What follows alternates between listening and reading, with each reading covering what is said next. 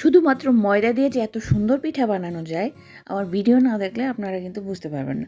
যারা গ্রাম বাংলায় থাকেন তারা অবশ্যই জানেন এই ময়দা দিয়ে ময়দা পিঠা কীভাবে তৈরি করে। আর যারা জানেন না, যারা দেখেননি কখনো, তাদের জন্য খুবই একটা হেল্পফুল ভিডিও হতে চলেছে। আসসালামু আলাইকুম, welcome back to my channel parts of my life. যেখান থেকে আমার ভিডিও দেখছেন আশা করছি সবাই ভালো আছেন। জি আলহামদুলিল্লাহ, আমরাও ভালো আছি। আমি আজকে বরাবরের মতো আপনাদের মধ্যে চলে এসেছি পিঠা রেসিপি নিয়ে।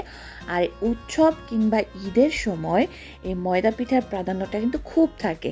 যেমন নকশি পিঠা থাকে, সেম এরকম এই ময়দা পিঠার প্রাধান্যটা অনেক থাকে।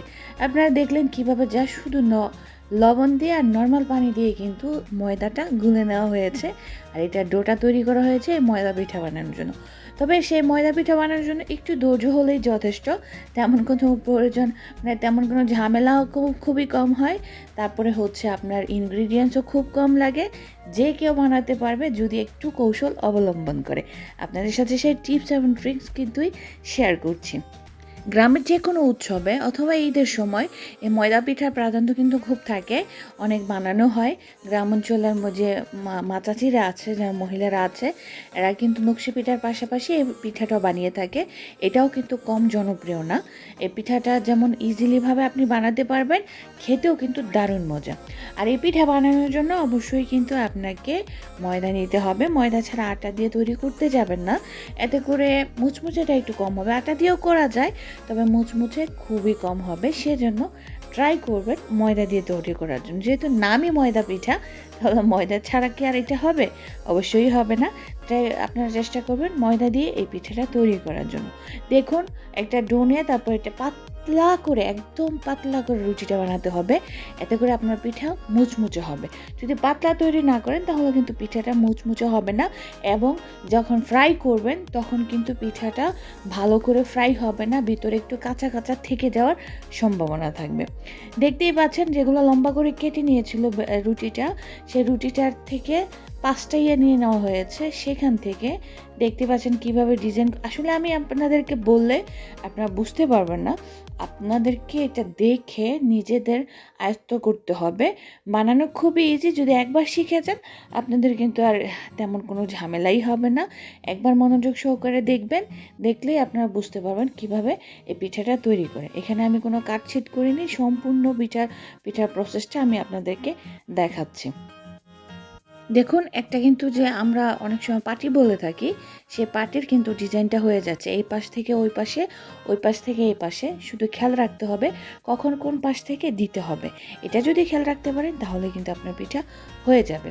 আর এই পিঠাটা যদি অনেকে গুড় দিয়ে খেতে পছন্দ করে, অনেকে এমনি সিম্পলই খেতে পছন্দ করে। যারা গুড় দিয়ে খেতে পছন্দ করেন, এটা ফ্রাই করার পরে আপনারা কিন্তু গুড় দিয়ে পিঠাটাকে তৈরি করতে পারেন। আমি এখানে এই ভিডিওতে আপনাদেরকে 2টা ডিজাইন দেখাচ্ছি।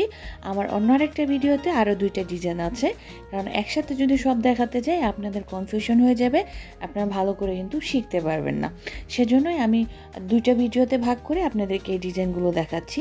দেখুন, এই তো হয়ে গেছে পারফেক্ট একটা ডিজাইন। আর ময়দা পিঠার ডিজাইনগুলো বেসিক্যালি এরকমই হয়ে থাকে।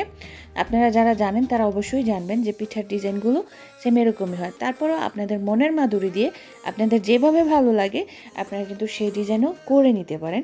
অবশ্যই সেটা আপনাদের জানা থাকতে হবে, না জানা থাকলে কিন্তু সম্ভব হবে না। তো একটা ডিজাইন শেষ হয়ে গেছে, এখন দেখতে পাচ্ছেন দ্বিতীয় আরেকটা ডিজাইন। এই ডিজাইনটার জন্য সেম ওরকম যে রুটি থেকে যে লম্বা লম্বা করে লেচি কেটে নেওয়া হয়েছিল, সেই লেচিগুলো এখন একটা লম্বাতে দিয়ে তারপর এটাকে অন্য আরেকটা শেপে বানানো হচ্ছে। দেখে বুঝতে হবে, আমি বললে হয়তো বুঝতে পারবেন না। সেজন্য আপনাদেরকে মনোযোগ সহকারে ভিডিওটা দেখতে হবে, তাহলেই বুঝতে পারবেন যে কিভাবে এই ময়দা পিঠা তৈরি করে। সময়ের তুলনায় এই পিঠাটা বানাতে খুবই ইজি, এবং খুবই কম সময়ের মধ্যে আপনি যে কোনো টাইমে তৈরি করে নিতে পারবেন। রোদে দেওয়ার ঝামেলা নেই, সেজন্য এটা খুবই সহজলভ্য একটা পিঠা এবং খেতে দারুণ মজা। যারা খেয়েছেন তারা তো অবশ্যই জানেন, যারা খাননি একবার হলেও কিন্তু ট্রাই করতে পারেন। আর আমি চেষ্টা করেছি আপনাদেরকে কিছুটা ডিজাইন দেখানোর জন্য, এবং আপনাদের যদি উপকার হয় তাহলে আমাদের ভিডিও করার সার্থকতা। আমি এখানেই আজকের মতো বিদায় নিব, আবার আসবো অন্য কোনো ভিডিও নেই। সে পর্যন্ত সবাই ভালো থাকবেন, সুস্থ থাকবেন। আজকের মতো আমি এখানে বিদায় নিচ্ছি। আর আমার ভিডিওটা যদি ভালো লেগে থাকে আমার চ্যানেলটা সাবস্ক্রাইব করে আমার সাথেই থাকবেন।